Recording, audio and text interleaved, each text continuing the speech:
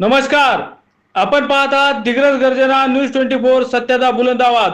आजच्या बातमी सत्रामध्ये ओमकार मोरे व संदेश राठोड सह मी प्रशांत पवार तुम्हा सर्वांचे मनपूर्वक स्वागत करतो. आज दिनांक 15 मे 2026 रोजी दिग्रस येथील राजेश्वर मंगल कार्यालयात नागरी समस्या व जनहिताच्या विविध विषयांवर दिग्रस दारव्हाणे विधानसभा मतदारसंघाचे कर्तव्यदक्ष आमदार तथा मृदा व जलसंधारण मंत्री महाराष्ट्र राज्य मान्य नामदार संजय भाऊ राठोड यांनी आढावा बैठक आयोजित केली होती. दिग्रस तालुक्यातील नागरिकांनी ऑनलाईन पद्धतीने सादर केलेल्या निवेदने व तक्रारीवर संबंधित विभागांनी केलेल्या कार्यवाहीचा सविस्तर आढावा या बैठकीत घेण्यात आला. कोणतीही तक्रार प्रलंबित राहू नये तसेच प्रत्येक प्रकरण संवेदनशीलतेने आणि तातडीने हाताळले जावे यासाठी संबंधित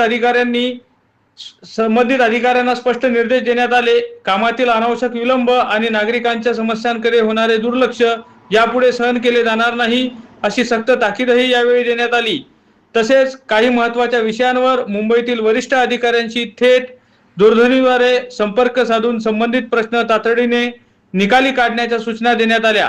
या बैठकीस विविध विभागांचे अधिकारी, कर्मचारी तसेच मोठ्या संख्येने नागरिक उपस्थित होते.